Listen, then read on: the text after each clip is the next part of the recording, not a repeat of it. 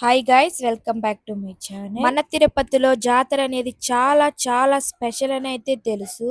చాలా మందికి తెలియదు. దాని వల్ల అయితే ఈ వీడియో అయితే తీస్తున్నాను. ఈ వీడియో అయితే జాతర ముందు రోజు అనమాట.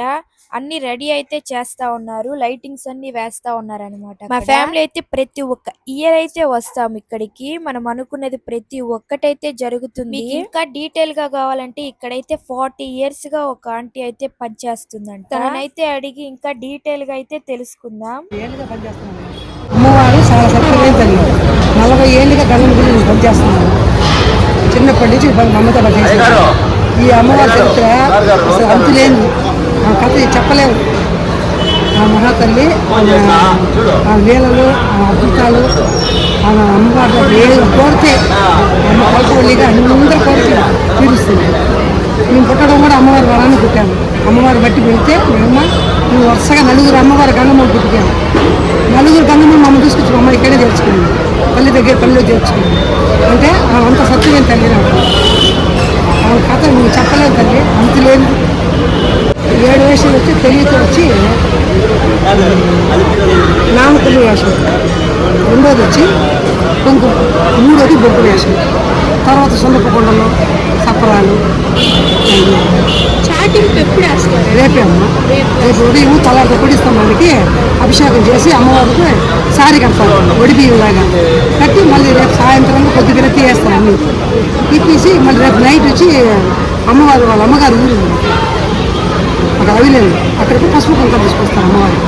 ఇక్కడికి అక్కడ అమ్మవారికి నలుగురు 4 మూరల పొలిమేరల్లో అమ్మవారికి అన్నం చల్లుతారు. అంటే బయట పోకుండా పొలిమేర దాకుండా. అది మెయిన్ రేపు. అది తిరుపతి ప్రజలు కూడా చాటింగ్ వేసినాక పొలిమేర దాటకూడదు అంటారు కదా, ఎందుకంటారంటే అమ్మవారికి ఆమె గ్రామదేవత. అప్పట్లో ఆమె గ్రామదేవం కాబట్టి చిన్న ఊరుగా ఉండేది. పొలిమేర దాటి ఏదైనా అగాయంతాలు జరుగుతాయి. ఆమె కట్టుదిట్టలో పెట్టుకుంటుంది ఆ తల్లి.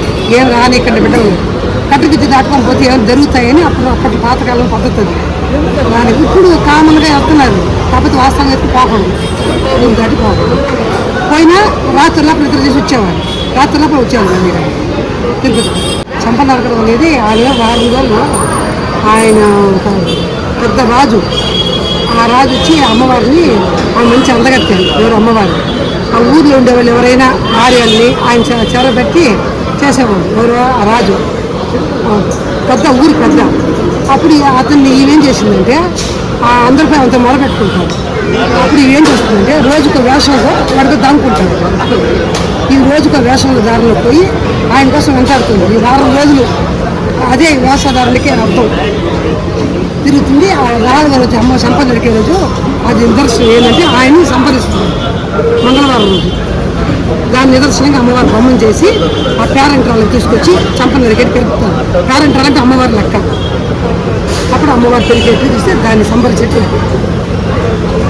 ఇది అబ్బాయిలు అమ్మాయిలు వేషం అలా వేస్తారు కదా, దాని గురించి అదే తల్లి అమ్మవారి వేషధారణ. ఆమె వేస్తుంది, వేషాలు వేస్తుంది కదా, అదొక భాగం. అట్లా దానికోసం అట్లా మూగోడు అమ్మవారిగా, చనిపోయిన మనిషిలాగా, పసిపిల్లలాగా, పిచ్చోళ్ళలాగా అన్ని రకాలు వేస్తారు. ఎన్నో అంతు లేదు, అని చెప్పలేదు తల్లి. మాటలతో చెప్పేంత ఇంకా తల్లి గారు చాలా పవర్ఫుల్. చాలా పవర్ఫుల్. ఎంత కోరుకుంటే అట్లా నిజంగా జరుగుతుంది. అమ్మవారు నమ్మి పోతే ఖచ్చితంగా జరుగుతుంది. అది బూతులు తిడతారు కదా, అదే బండబూతులు అవి తిట్టి అట్లా తిప్పుకుంటే వేసాలు ధర తిరుగుతుంది. రోజుగా వేసాదం తిరుగుతుంది కదా, అది తిప్పి తిరుగుతుంది అనమాట. ఆ వేసాదం తిరిగి తిట్టేటప్పుడు వీళ్ళు తెలియదు విషయం. అమ్మవారి తిరుగుతుంది అట్లా బయట వస్తున్నారు. బండబూతులు వస్తుంది. అదే బండవేషం.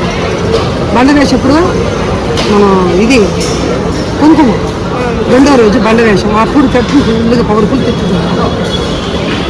సరే ఆంటీ అయితే చాలా చాలా బాగా చెప్పింది. చాలా మంది తెలియని వాళ్ళకి యూజ్ అవుతుందని అనుకుంటున్నాను ఈ వీడియో అయితే. నేనైతే జాతర ముందు రోజైతే వెళ్ళాను. తర్వాత తీయలేను అంటే మీకు చూపిలేనేమో అని ఇంకా లైట్స్ అయితే ఆన్ చేయలేదు.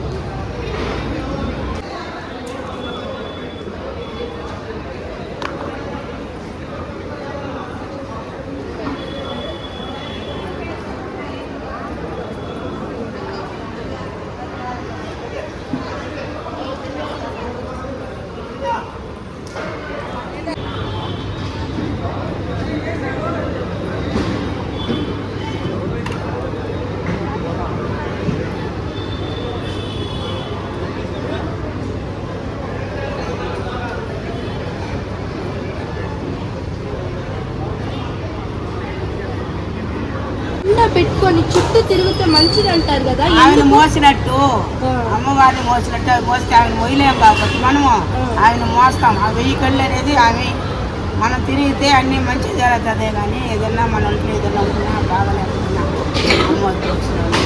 ఇది ఫేమస్గా జాతరకి ఎక్కువ ఫేమస్గా అమ్ముతాం, మోస్తారు. ఇంట్లో ఎంతమంది ఉంటే అంతమంది మోస్తారు అమ్మవారిని. ఆయన మోసిన ఇంట్లో కూడా బాగుంటుంది. అది ఆమె ఎన్నో తరాలుగా ఉందమ్మ, ఎన్నో తరాలుగా ఉంది కాబట్టి ఏ తరాలుగానే అమ్మవారిని మోస్తారు. జాతరలో ఎక్కువ మోస్తారు. మామూలుగా బయట వాళ్ళంతా వస్తారు కదా, ఎప్పుడు అమ్ముతాం. ఈ సీజన్ అనే కాదు, ఎప్పుడు అమ్ముతాం కాబట్టి బయట వాళ్ళంతా వచ్చినప్పుడు యాత్రికుల వాళ్ళు వస్తారు. ఈసారి వచ్చినప్పుడు వచ్చే సంవత్సరం వేస్తామనేసి అమ్మను మోస్తామనేసి అనుకొని పోతారు. వాళ్ళకి లక్షణం కానీ జరిగిందంటే చెప్తారు. ఉప్పు కానీ కొబ్బరి కానీ మొక్కులు కానీ అమ్మవారికి మొక్కుళ్ళు ఉంటాయో ఈ జాతరలలో తీర్చుకుంటాం. అంటే ఇది మోస్తే అమ్మవారిని మనం అమ్మవారిని మోసినట్టు. దీన్ని మోస్తామంటే 1000 కళ్ళు అంటాం. ఒక అమ్మకి ఆ 1000 కళ్ళ దొక్క అంటారు. ఇది 1000 కళ్ళ దొక్క అనేది అది మోస్తే మనం ఆమెను మోయలేం కాబట్టి ఆ రూపానికి మోస్తాం. మనం ఆమెను మోసినట్టే మన ఇంట్లో ఎదున్నా కానీ తెలియపోతుంది. ఏదైనా బాగలేకపోయినా బాగుంటుంది. అమ్మవారు వచ్చిన ఎదుగాడు ఏదైనా గండాలున్నా తగ్గిపోతుంది. పైన 7 కొండల వాడు అంకన్నా ఆయన ఫేమస్ పైన ఆయన కింద వాళ్ళ చెల్లి, వీళ్ళిద్దరే తిరుపతి మొత్తానికి మెయిన్ అంటే ఆయన ఆమె. చూసారు కదా, ఆంటీ గారు కానీ చాలా బాగా అయితే చెప్పారు. ఇంకా లైటింగ్స్ అయితే ఆన్ చేసేసారనమాట. ఈసారి జాతర అయితే చాలా బాగా చేస్తున్నారు.